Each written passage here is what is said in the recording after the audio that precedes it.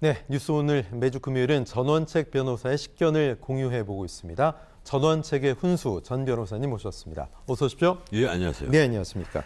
자, 조금 전 뉴스에 나왔고요. 법원의 판결 나왔습니다. 자녀 입시 비리와 감찰 무마 혐의로 기소된 조국 전 장관 1심 판단. 재판 넘겨진 지 3년 2개월 만에 나온 1심이고요. 또 혐의가 아주 여러 개였죠. 12가지나 됐었는데 일단 징역 2년이 남았는데 법정 구속은 면했습니다. 어떻게 보셨습니까? 예, 이 사건 정말 시사하는 바가 정말 큽니다. 그런데 오늘 어느 언론도 이 문제를 짚지를 않던데 네. 첫 번째 우리가 당연히 가져야 될 의문이 하나 있어요. 왜 이 재판이 이렇게 늦어졌나? 3년 2개월. 그러니까요. 정말 긴 세월입니다. 이 다른 사건 같으면 대법원에서 최종 판결이 나와도 충분한 시간이에요. 또 이 세간의 주목을 받은 사건, 다른 사건과 비교를 해봤을 때, 근데 박근혜 전 대통령, 이른바 문재인 정권이 밀어붙였던 국정농단 사건, 그 사건 재판 어떻게 했습니까? 일주일에 나흘씩 재판을 하면서 그렇죠. 어느 날이든 밤 11시, 12시 재판이 끝났습니다. 그렇게 피고인이 사정을 봐주지 않고 계속 몰아붙인 사건이에요. 그래서 1심 나오고 2심 나오고 대법원까지 가서 다시 그 최종 판결 날 때까지 그렇게 네. 많은 시간이 요하지 않았습니다. 그런데 이 재판만은 3년 2개월이 걸렸습니다. 네. 거기다가 부인 정경심 씨에 대한 그 재판이 이미 한 차례 끝났고, 그 딸의 입시 비리에 관련된 사건이 이미 끝났고, 예. 또 이 조국 씨 사건에 연관되어서도 가령 관련 사건들 최강욱 그 의원 이 피고 사건 2심까지 끝났거든요. 이렇게 다른 사건들은 이미 재판이 다 끝나는데도 이 재판만은 3년 2개월을 끌었단 말이에요. 만약에 이 재판이 문재인 정권 아래에서 1심 재판이 나왔다면, 판결이 나왔다면 문재인 정권에 대한 어떤 그 평가가 나는 많이 달라졌을 것이다. 저는 그렇게 봅니다. 그래서 이 재판은 우리 형사소송법에 있는 신속 재판의 원칙에 정반대되는 방향으로 굉장히 느리게 흘러갔다. 나는 이 재판이 느리게 간 데 대해서 재판부가 최소한 어떤 설명을 해야 되지 않았을까.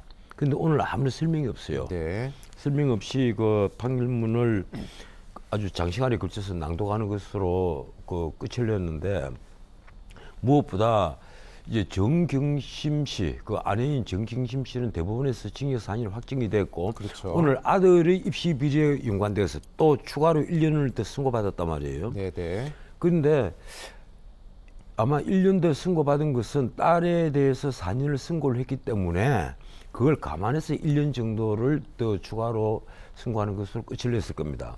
그런데 피고인 조국에 대해서는 2년, 5년을 구형했는데 2년입니다. 그래서 이제 그 지금 기사가 나오기로는 네네. 당연히 이 모든 그 입시 비리에 연관되어서는 아내 정경심이 주도를 했고, 네. 남편 조국은 여기에 대해서 방조한 정도에 그치지 않았겠느냐, 그렇게 재판부가 판단한 것 같다, 이제 네. 이런 평가가 나왔는데, 제가 보기에는 이건 저는 그렇게 보지 않아요. 제가 만약에 재판부였다면 예. 과연 그렇게 판결할 수 있었을까? 그리고 또 하나, 이 조국이 2년 그 받았을 때 법정 구속 될지도 모른다, 이런 평가가 나왔는데 결국은 이제 법정 구속을 시키지 않았습니다. 그런 것은 아마 우리나라에 지금까지 그 부부가 동시에 그 구속된 사안은 뭐 신문에 보면 이철희 장영재 사건, 또 그리고 또 나머지 사건들도 많죠. 예. 근데 이 흉악범 사건 같은 경우는 아무리 부부라도 동시에 구속을 시키죠. 하지만 이런 흉악범이 아니고 일종의 지능범인 경우에는 한쪽을 구속을 하면 한쪽은 구속을 하지 않는 그런 뭐 관례 비슷한 게 있었다는데 모르겠습니다. 그게 관례가 될지는 모르겠는데 어쨌든 이제 구속은 면했습니다. 면했는데 아마 2심에서 어떻게 될지는 모르죠. 어쨌든 지금 유재수 전 부시장에 대한 감찰 무마 혐의에 대해서는 직권남용이 맞다. 이건 죄질이 좀 무겁다. 이게 참 이렇게 본 재미있어요. 거잖아요. 이게요, 큰 그 덩어리가 입시 비리하고 연관된 게 하나가 있고, 그 마지막에 추가가 된 게 바로 유재수의 그 감찰 무마 사건이란 말이에요. 네네. 그런데 이 유재수 감찰 무마 사건 죄명이 직권남용입니다. 직권남용 권리행사방해죄예요. 근데 이 직권남용이 어떤 죄인가 하면 제 기억이 맞다면 형법 123조일 거예요. 그런데 문재인 정부가 들어서서 이른바 전 정부 적폐청산, 박근혜 정부를 완전히 박살내버리는 이 거기에 연관된 분들이 거의 한 200명 가까이가 네. 멸문제화를 입은 엄청난 사건입니다. 이 사건이 있기 전까지는 우리 형법학계에서 실제 그리고 우리 그 사법당국에서 직권남용이라는 것은 이미 사문화된 법조문 아니냐 네네. 이런 인식을 갖고 있는 분이 굉장히 많았습니다. 변호사들이 그 직권남용이라는 죄명을 알기는 아는데 그걸 적용하는 걸 한번 보지 못했으니까. 그런데 이게 지금 문재인 정권에서는 직권남용을 전가의 보도처럼 휘둘렀단 말이에요. 일순간에 제일 무서운 법이 돼버렸어요. 예, 제일 앞에 선분이 바로 또 조국 그 민정수석이었어요. 네. 근데 이분이 직권남용 권리행사방해로 결국은 처벌을 받은 겁니다. 이 제가 그걸 보면서 옛날에 그 진나라 때 상황이 자신이 법을 만들고 네. 결국 자신의 법에 의해서 그 연령을 받지 않습니까? 네. 나중에. 물론 뭐 그것과 비교를 할 수가 없는데 결국은 그 입법 만능주의 네네. 그리고 이 법을 정가의 보도처럼 휘두르면 결국 그 피해는 자기에게도 돌아온다 하는 것을 다시 한번 느끼게 됩니다. 네. 어쨌든 말 그대로 3년 2개월 만에 1심인데 일단 뭐 검찰이든 조 전 장관 측 등 항소를 하고 뭐 대법원까지 결국 갈 거란 말이죠. 재판 전략 양측이 어떻게 바꿀 수 있겠습니까? 그래서요, 이게 제가 조국인 것 같으면 지난번에 그 정경심 씨의 이 보석 청구 이런 걸 제가 한 걸로 그다음 형집행 정지 청구 뭐 이런 걸 한 걸로 알고 네네. 있는데 이제 본인에게 징역 2년이 그 선고가 됐으니까 차라리 제가 들어갈 테니까 제 아내는 좀 석방을 시켜주십시오. 그 하는 것이 사부곡으로서 옳지 않겠느냐 이런 생각이 들 정도입니다. 가능합니까 그게 변호사님? 아, 그건 물론 가능은 하지 않겠지만 네. 이 재판부를 쓸때가는 입장에 있어서는 지금 부부가 동시에 형을 다 선고를 받았으니까 막후에서 이제 그런 의사를 더더군다나 이제 네. 정경심 씨가 뭐 형집행 정지가 된다든가 하는 것은 기대하기 어려워졌습니다. 어떻든 지금 이게 조국 씨 사건 같으면 이 진보 좌파 진영에서 한때 차기 주자로 문자 그대로 조명을 받던 아주 대표적인 인물이 이제는 그 본인뿐 아니라 아내 그리고 자식들까지 자식들이 학력도 지금 다 지금 뭐 고졸이 되어 버리지 않습니까? 네. 이러니까 문자 그대로 본인도 멸문제화를 입은 그런 형국이 되어 버렸습니다. 한때 문 대통령이 그 마음의 빚을 지고 있다는 표현을 썼죠. 예. 제가 보기에는 문 전 대통령이 지금이야말로 조국 그 전 장관에게 마음의 빚을 또 지게 된 것 아니냐 이런 생각을 하게 됩니다. 네. 조 전 장관의 1심 결과가 나왔는데요. 2심 또 이제 대법원 어떤 결과 나올지 좀 지켜봐야 되겠습니다. 자, 내일 민주당이 거리로 나선다고 합니다. 윤 정권, 검사 독재 정권 규탄 국민보고대회라고 하는데 뭐 행진도 없고 정기적인 행사가 되지도 않을 거라고 하지만 6년 만에 장외 투쟁입니다. 이재명 대표에 대한 기소 여부가 일단 주목이 되고 또 공직선거법 위반 혐의로 기소된 건에 대해서는 다음 달 재판 출석을 할 것으로 보여 주목이 되는데요. 국민의힘의 정진석 비대위원장은 조국 수호 검찰 개혁의 피켓을 들었지만 국민은 문 정권의 공정, 정의라는 레드카드를 뽑아들었다. 내일 민주당의 장외투쟁은 조국 수호 시즌2가 될 거다. 자, 민주당 조응천 의원은 역시 뭐 김건희 여사 특검 카드, 이상민 장관 탄핵 카드 내세우지만 시기적으로 맥락상 오해가 가능하다. 이렇게 얘기를 하고 있습니다. 조국 수호 시즌2 동의하십니까, 변호사님? 지금 형국이 그런 형국이죠. 문제는 그 이재명 민주당 대표를 향한 여러 가지 의혹들. 네. 이것이 가요 의혹 수준에 머무는 것이 아니라 지금까지 드러난 언론이 그리고 발굴한 여러 가지 이 증거들로 보면 거의 다 사실을 밝혀지고 있단 말이에요. 예. 특히 그 이번에 그 김성태가 입을 여물어서 드러나고 있는 대북 선거 문제는요. 지금 또 다른 제3자 뇌물죄인데 뭐 통화도 한 번 해서 뭐 예. 세 번 했다고 뭐 계속 늘어나요? 지금 계속 늘어나서 이제 네 번, 네네. 오늘 제가 본 나간 뉴스는 네 번까지 네 번까지 일어나왔던데 나왔습니까? 예. 어쨌든 민주당이 지금 장외 투쟁을 한다는 것은요. 예. 정말 느닷없는 그 돌발 행동이라고 볼 수가 있습니다. 뭔가 네. 하면 민주당이 소수당이 아니고 다수당이잖아요.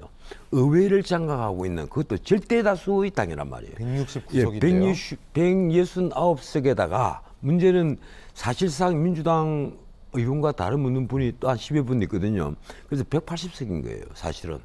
이 180석 가까운 의석을 가진 절대 다수의 야당이 의회에서 해결하지 못하고 길거리로 나가서 우리는 거리 투쟁을 하겠다, 장외 투쟁을 하겠다.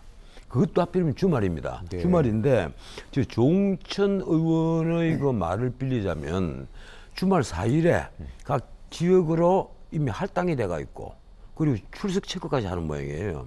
인원 동원해 예, 있어서요. 그렇지 않아도 지금 가령 그 이재명 대표가 나 이번에 서울지검에 가는데 이번에 나오지 마세요. 이래도 개딸들은 출석 체크를 했다는 거 아니에요. 출석부를 만들었다는 거 아니에요. 그리고 거기에 한번 찍히면 문제는 다음 공신이란 말이에요.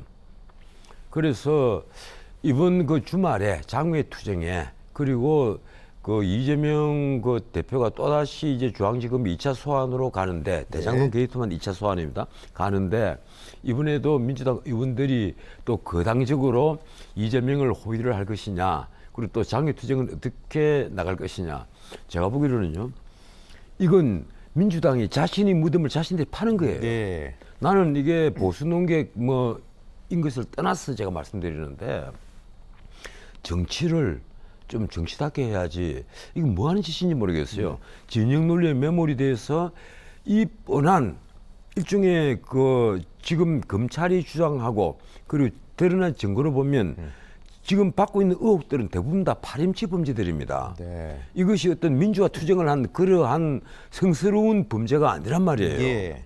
이 파렴치 범죄인데 이걸 옹호하기 위해서 민주당에서 자신들까지 함께 운명을 걸면서 네. 장외 투쟁을 한다.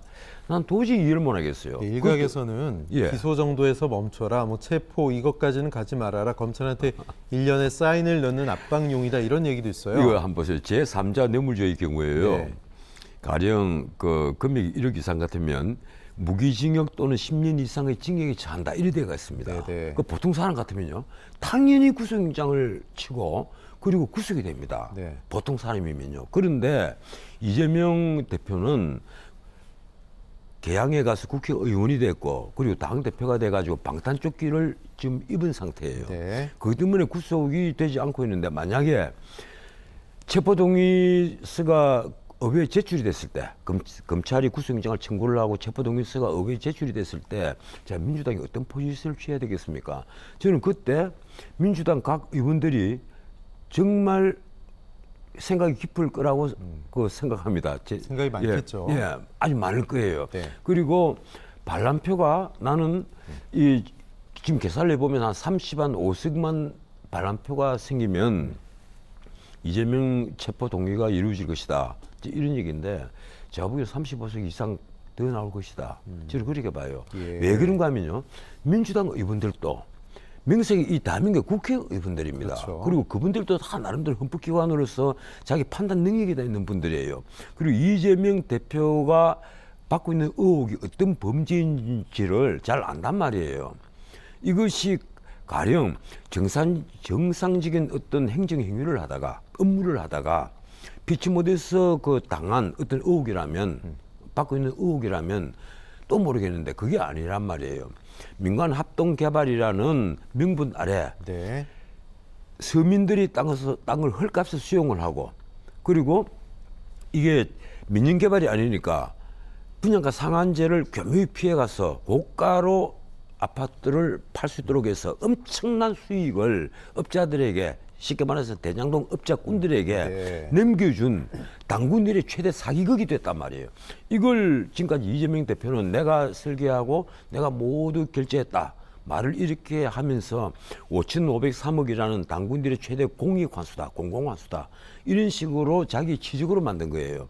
그런데 이게 자기 치적을 얘기할 때는 당군들의 최대 공익 환수다 이러면서 그리고 이게 언론이 막 공격을 해서 이게 사기극 아니냐 이렇게 되면 이것은 유동규가 벌인 유동규가 업자들과 결탁을 해서 벌인 사기극이다 또 이런 표현을 쓰는 거예요. 이걸 민주당 의원들이 모르겠습니까? 다 안단 말이에요. 알면 결국 체포동의안에 어떤 태도를 취할까 이건 앞으로 좀 지켜볼 문제라고 저는 생각합니다. 네, 알겠습니다. 자, 오늘 또 한 명의 화제의 인물 바로 천공입니다. 어제 언론사들이 부승찬 전 국방부 대변인의 신간 책이죠. 내용을 인용한 보도가 큰 파문을 일으키고 있습니다.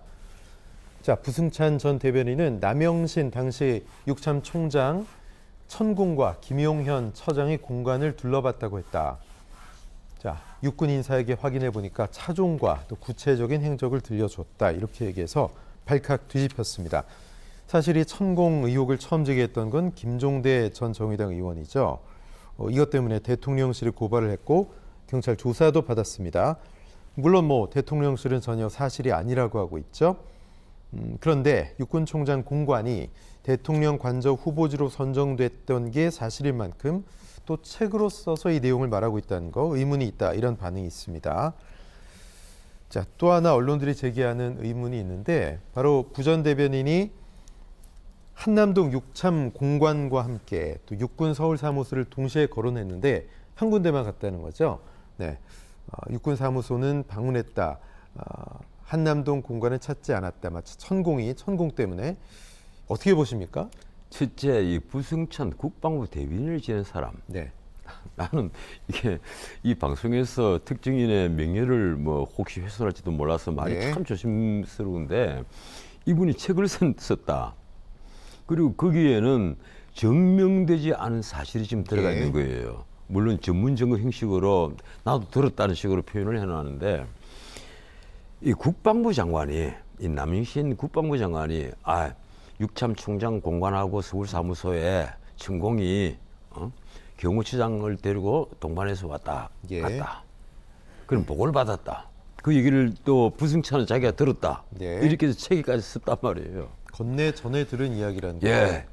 이게 얼마나 코미디 같은 얘기인가 하면 대한민국 대통령이 한동훈 법무부 장관하고 그리고 이 김 회장이라 그런 특별한 이 변호사 회사에 있는 변호사 3명하고 강남에 있는 술집에서 새벽 3시까지 술을 먹었다. 동배 아가씨 불렀다. 그 자리에서 동배 아가씨를 불렀다. 이 얘기가 똑같은 얘기예요. 터무니없는 우리 상식적으로 말이 되지 않는 그래서 의아한 얘기들. 이 천공이라는 이 수임이 허연 그런 분이 나이가 몇 살인지도 모르겠고 그 사람이 직업이 역술인인지 아니면 스님인지 뭔지를 모르겠어요. 저도 모르겠어요. 그리고 과연 그 사람이 김건희 여사하고 친분이 있는 것인지 아니면 대통령과 어떤 가까운 사이인지도 모르겠고 그리고 그분이 대통령의 그런데 관저를 선택을 했다는 것은 저는 말이 아니라고 봅니다. 그것은요. 이 대통령이 관저를 선택을 하고 거기에 대해서 어떤 이 결정을 할 때는 수많은 사람이 관여를 하고 회의를 하고 해서 결정을 하는 건데 거기에 중위 가서 여기가 길주로다 여기를 관주로 하시오 하고 했다는 것은 이것은 누가 지어내도 터무니없이 지어낸 말에 지나지 않는다. 저는 그렇게 봐요. 그런데 여기에 혹해서 속은 사람이 이상하게 많단 말이에요. 심지어 이 김종대 전 의원도 이 문제로 이제 고발이 됐고 그리고 김우준 씨도 고발이 됐죠. 이게 참 그런데 이게 말이 나와서 하는 얘기인데 대통령실에서 난 요사이 고소고발을 또 많이 하시는 거 아니냐. 가령 김건희 여사가 캄보디아 가는데 사진을 찍는데 그 조명을 썼더라. 이런 말을 한 민주당 장경태 의원 그 고발을 당했습니다. 거기다가 방금 말씀드린 대로 김종대, 김우준 씨도 고발했죠. 그리고 언론사도 지금 고발했고요. 김건희 씨, 또 김건희 씨 또 다른 주가 조작을 얘기했던 김의겸 대변인 또 고발을 했고 이번에 이 사건에 관련돼서 방금 말씀하신 대로 뉴스토마토하고 한국일보를 또 언론사도 고발을 했는데 언론사는 뉴스토마토는 인터뷰를 한 거예요. 이 그 부승찬과 인터뷰를 한 건데 그걸 고발을 했고 그 한국일보는 부승찬이가 이제 이렇게 얘기를 들었다고 책에 썼다. 이걸 보도를 했다가 또 고발을 한 겁니다. 난 대통령실에서 요사이 이게 너무 이게 그 고발 이걸 또 많이 하시는 것 아니냐. 좀 이례적이지 이럴 때, 않습니까? 그냥 예. 경고를 하고 그렇게 하지 마시오. 이렇게 그 경고를 하는 선에서 끝을 냈으면 좀 보기가 좋았을 건데 물론 대통령실에서 이제 이런 일이 계속 반복이 되니까 아마 네. 고발을 했을 겁니다. 그런데 이 보는 입장에서는 최근에 그렇지 않아도 그 3.8 전당대회를 두고 나경원 의원과 문제를 한번 일으키고 이번에 또 안철수 의원과 또 윤심 파동을 또 일으키고 있잖아요. 그러니까 지금도 하고 있어요. 그래서 대통령실에서 너무 이게 정치에 직접 개입하는 게 아니냐. 네. 그래서 조금 대통령실에서 좀 한 발 물러서는 그런 좀 변화가 있으면 좋겠다. 네. 이런 그 우려 섞인 걱정을 좀 합니다. 어쨌든 뭐 민주당은 또 이제 뭐 최순실의 망령이 살아나고 있다 이런 얘기하면서 의원들도 참전을 하고 있고 글쎄요 뭐 상임위를 열어서 천공을 직접 불러서 휴대폰을 뭐 위치 추적, 기록 추적을 해보면 되는 거 아니냐 또는 뭐 CCTV 열어보자 이런 얘기들도 하고 있는데 이게 그럴 사안이라고 보십니까? 그래서 그럴 사안도 못 되죠. 네네. 그런데 이게 만약 문제가 된다면 사법적으로 문제가 된다면 아마 이게 경호처장하고 예. 그 이 천공하고 두 휴대폰을 비교를 하면 당겨 나오겠죠. 네. 과연 두 사람이 동행을 했는지 안 했는지는 밝혀질 수 있을 건데 제가 차제에 이 민주당 쪽에 꼭 한 말씀 드리고 싶은 게 있어요. 민주당은 지금 모든 문제를 전부 다 정략적으로 판단하는 우를 뿜하고 있는 게 아니냐. 네. 지금 이재명 대표에 대한 어떤 그 사법 리스크 때문에 그런지는 모르겠는데 이번에 이 천공 문제만 하더라도 또 이렇게 치고 나온단 말이에요. 그런데 사실 자기 자신들이 지금 주장하고 있는 민생만 하더라도 굉장히 지금 그 문제가 산적이 돼가 있고 엄중하죠. 예, 여러 여기에 가지 있어서는 민주당에서 여러 가지 아이디어를 내도 모자랄 판인데 이런 정치적 현안에 있어서 일일이 이 민주당이 전부 다 정략적으로 판단하고 대응을 하고 공격을 하고 그리고 드디어 주말에는 예, 장외 투쟁까지 하겠다. 이러면 말만 민생으로 그 하는 것이지 네네. 행동은 전혀 다르다. 속마음은 다르다. 이런 판단을 할 수밖에 없게 됩니다. 예. 사실 뭐 우리가 결혼을 한다, 이사를 간다, 아니면 뭐 취업 준비를 한다. 과연 뭐 사람이 마음이 좀 약해 있을 때기도 하고요. 미래를 알 수는 없지만 좀 조언을 구할 수 없을까? 소위 뭐 점집이라는 데도 찾아가고 뭐 도사라는 분도 좀 조언을 얻어보고 싶고 뭐 그런 경우가 좀 흔하긴 한데 뭐 검증된 거는 아니죠. 이 역술인 논란 잊을만 하면 불거지고 있습니다. 과거에도 이런 기억이 떠오르는데요. 21년에 2년 전입니다. 국민의힘 대선 후보 경선 때였죠. 당시 유승민 후보 측 그리고 윤석열 후보 측이 좀 설전을 했는데 토론 직후에 정법, 그 천공이 강의하는 정법 한 9번을 들었다 뭐 이런 주장도 있었고요. 그 유튜브를 봐라. 정법에게 미신이라고 하면 명예훼손될 수 있다. 윤 후보 측이 항의를 하니까 유승민 측은 그 동영상 봤는데 개인적으로는 감흥이 조금도 없었다. 뭐 이런 얘기를 했고 뭐 천공 스님이라는 사람은 자신이 윤 후보 멘토고 뭐 지도자 수업을 시키고 있다. 뭐 언론에서 이렇게 인터뷰를 한 논란이 이제 그때부터 시작이 됐고 천공이라는 이름이 언론상으로 또 국민들에게 알려진 것 같습니다. 그런데, 이런 시간에 예. 정책 준비해라 이렇게 유승민 후보는 알렸었고요. 그런데 이 천공이란 분 저도 찾아봤는데 참 이분이 과거도 그 불투명하고 또 저도 이게 명예훼손이 될지도 몰라서 여러 말씀 못 드리겠는데 예. 행적에 있어서 이 불투명한 점이 너무 많아요. 근데 무엇보다도 이 대통령과 대통령 부인께서 천공과 이런 그 아는 사이지만 네. 이 천공은 뭐 전혀 어떤 관계가 아니다라든지 이렇게 해서 정확한 어떤 브리핑이 좀 있었으면 좋겠는데 네네. 이 대중들이 딱 오해하기 좋게 예. 마치 천공에게 모든 것을 의탁하고 물어보고 뭐 점을 치고 네. 하는 지금 신정 시대도 아닌데 예. 왜 이런 말이 나오도록 이 대통령실에서 대통령께서 방치를 하는지 매조질할 예. 필요가 있지 않습니까? 예, 저는 좀 의아합니다. 지금 아까도 내가 그 민주당 쪽에 향해서 내가 말씀드렸지만 당장 어제 신문을 한번 보세요. 신문 일면 헤드라인이 1월 달에 126억 9천만 달러. 네. 엄청난 지금 무역 적자다. 네네. 이 127억 불 적자입니다. 사상 최대 적자란 말이에요. 그리고 이 적자가 가장 큰 원인이 반도체가 무너지고 에너지 가격이 폭등했기 때문인데 여기에 대해서 여당, 야당이 뭐 어떤 만나서 회의를 한다든가 대책을 같이 고민을 한다든가 하질 않아요. 그렇게 해야 우리 국민이 어느 정도 좀 안심을 하고 할 텐데 정쟁에만 몰두하고 솔직히 있죠. 말해서 반도체 지원조차도 네. 지금 제대로 이루어지지 않고 있는 것이 대한민국입니다. 미국, 일본, 대만은 지금 반도체 동맹을 맺었단 말이에요. 근데 우리나라 지금 반도체가 우리나라를 먹여 살리는 절반을 차지하고 있었는데 하이닉스 적자 났죠. 예. 삼성전자도 최악이죠. 그럼요. 하이닉스는 지금 엄청난 적자입니다. 네.